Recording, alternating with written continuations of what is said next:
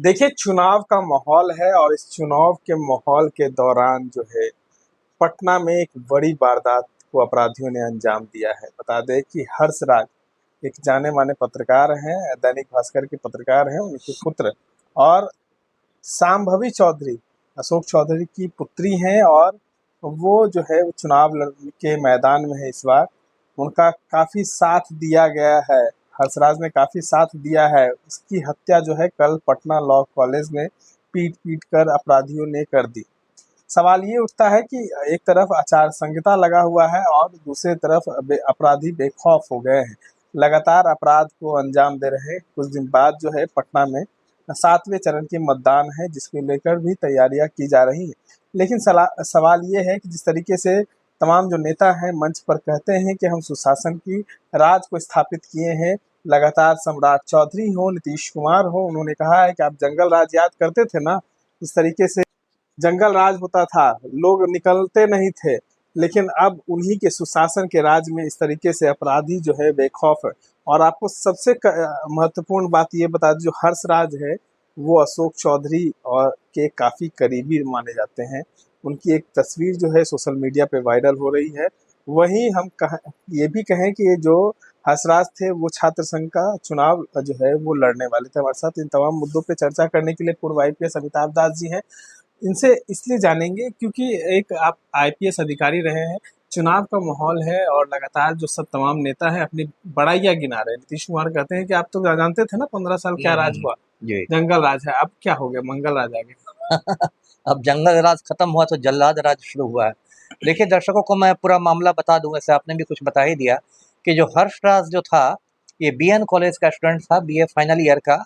और कल ये गया था परीक्षा देने के लिए पटना लॉ कॉलेज में, इसका सेंटर पड़ा था, परीक्षा केंद्र था। और वहीं से निकलते समय इस पर 8-10 गुंडों ने हमले कर दिए, ईंटों से हमला किया, डंडों से पिटाई की और ये बुरी तरह घायल हो गया कि पीएमसीएच में इलाज के दौरान इसकी मौत हो गई। सिर्फ 22 वर्ष का ये लड़का था।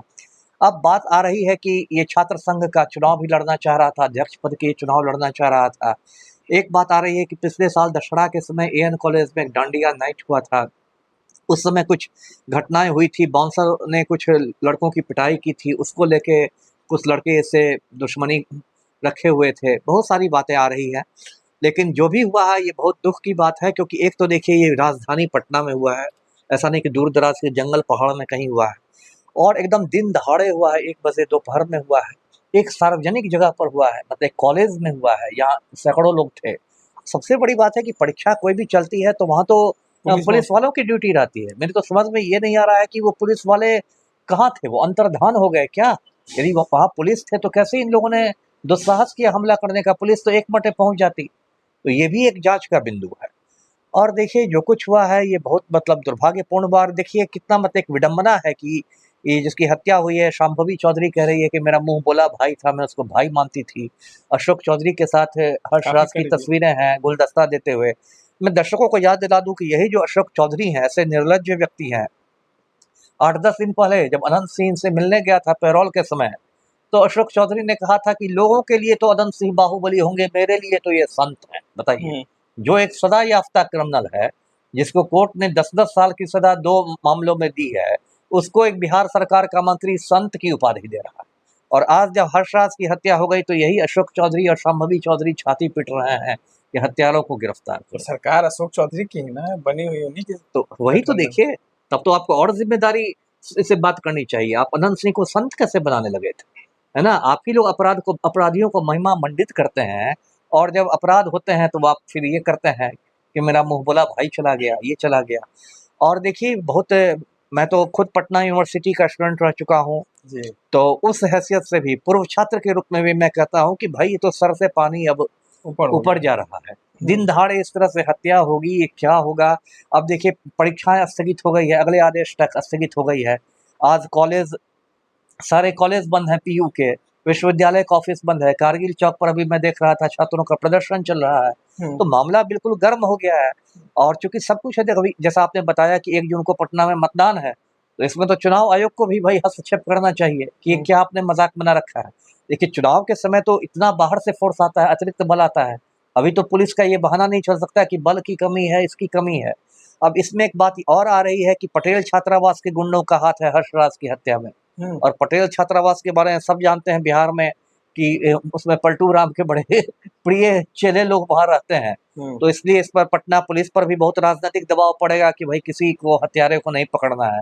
पुलिस भी अपना ऑपरेशन लिपापोती शुरू कर नीतीश देगी। कुमार तो कहते हैं ना कि हम ना किसी को बचाते हैं ना किसी को फंसाते हैं। अब देखिए कहने की बात तो नीतीश तो ये भी कहते थे कि मिट्टी में मिल जाऊंगा, भाजपा के साथ नहीं जाऊंगा, कहते थे ना। कहते थे कि बीजेपी का मतलब है बड़का झूठा पार्टी। आज नरेंद्र मोदी का पैर छू रहे हैं। तो नीतीश है। देखिए कहते हैं हम ना किसी को फंसाते हैं, हम ना किसी को बचाते हैं। और माफिया डॉन के सामने चपरासी के जैसा हाथ पैर जोड़ के खड़े रहते हैं, है ना। अनंत सिंह के सामने या आनंद मोहन एक खूनी है, सजा याफ्ता खूनी, उसको जेल से निकालने के लिए नीतीश बाबू ने जेल मैनुअल में ही संशोधन कर दिया जिससे कि राजपूत वोट बैंक में सेंधमारी हो जाए। तो पलटू राम ने तो बिहार को बिल्कुल रसातल में पहुंचा लालू दिया है। यादव के राज को जंगल राज कहते थे, अपराधी राज कहते थे। नरेंद्र मोदी भी कहे हैं कि अगर हम आ गए तो सबको जेल में डाल देंगे। जेल में डाल लेंगे 4 जून के बाद मुझे लगता है मोदी जी खुद जेल जाने वाले हैं। खैर ये तो देखिए देहात में कहावत है ना कि चलनी दूसरे सूप को, है ना, कि चलनी सूप को दूसरा ही है, जो कि चलनी में खुद 72 अक्षर है।